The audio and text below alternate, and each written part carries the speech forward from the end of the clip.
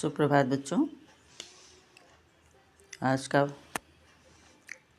Paper आपके लिए सबसे पहला क्वेश्चन, हिंदी दिवस किस तिथि को मनाया जाता है। सबको पता है, कई बार ये कई पेपर में आ चुका है। हिंदी दिवस 14 सितंबर को मनाया जाता है, आपको पता ही है। ये परिचालक परीक्षा में पूछा गया था। दूसरा क्वेश्चन है, भाषा के शुद्ध रूप का ज्ञान किससे होता है। तो व्याकरण से होता है। भाषा के जो शुद्ध पढ़ना लिखना बोलना सिखाए वो क्या है, व्याकरण है। तो व्याकरण से भाषा के शुद्ध रूप का ज्ञान होता है। तो ये बड़े छोटे क्लास का क्वेश्चन है। छोटे से लेकर 1 से लेकर हम इसको 10 तक व्याकरण में पढ़ते हैं, उसके बाद भी पढ़ते ही पढ़ते हैं, क्योंकि व्याकरण तो हमारी ज़िंदगी का हिस्सा है सच पूछो तो। आगे, निम्न में से कौन ट वर्ग में नहीं है।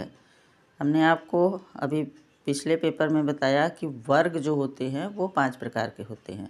अब वो स्पर्श व्यंजन के अंतर्गत आते हैं, कवर्ग, चवर्ग, टवर्ग, तवर्ग और पवर्ग।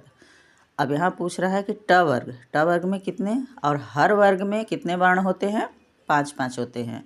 क ख ग घ अंग कवर्ग के अंतर्गत आता है। च छ ज झ ञ चवर्ग के अंतर्गत आता है। ट ठ ड ढ ड़ टवर्ग के अंतर्गत। अब ये ट वर्ग में पूछ रहा है, तो इसमें क्या है कि ट वर्ग में नहीं है तो ध वर्ण।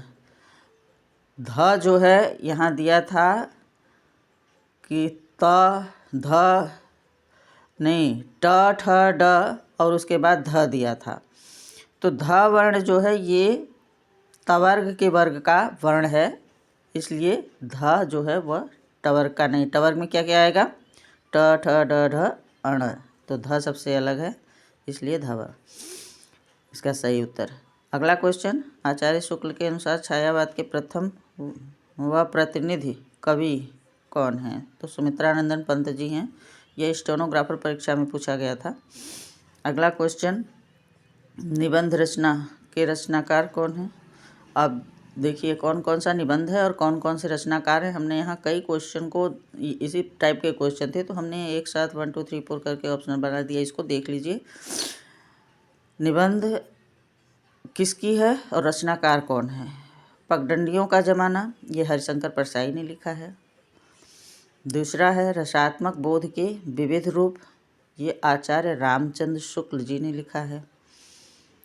तीसरा है मेरे राम का मुकुट भीग रहा है, ये विद्यानिवास मिश्र ने लिखा है। चौथा है विवाह योग, ये गुलाब राय ने लिखा है। और ये सारे क्वेश्चन स्टेनोग्राफर की परीक्षा में पूछा गया था, इसलिए हमने इन 4 क्वेश्चन को एक प्रश्न के अंतर्गत, क्योंकि एक ही टाइप के क्वेश्चन थे। आगे, रस सूत्र के जनक माने जाते हैं। रस छंद अलंकार, ये हिंदी की जान है। काव्य रचनाएं होती हैं तो बिना रस छंद अलंकार के नहीं होती हैं। तो यहाँ पूछ रहा है कि रस सूत्र के जनक कौन है। तो भरत भूमि हैं। ये स्टेनोग्राफर परीक्षा में पूछा गया था। अगला क्वेश्चन है साधारणीकरण और व्यक्ति वैचित्र्यवाद निबंध के लेखक हैं। कौन है लेखक। तो डॉक्टर नागेंद्र हैं। ये स्टेनोग्राफर परीक्षा में पूछा गया था। छायावाद को प्रतिबिंबवाद किसने कहा था। तो रामविलास शर्मा ने कहा था। ये भी स्टेनोग्राफर की परीक्षा में पूछा गया था। ये सारी परीक्षाएं आपको 2017 से लेके 2020 तक के बीच में ये पूछा गया था। ठीक है, आज के लिए इतना ही। धन्यवाद।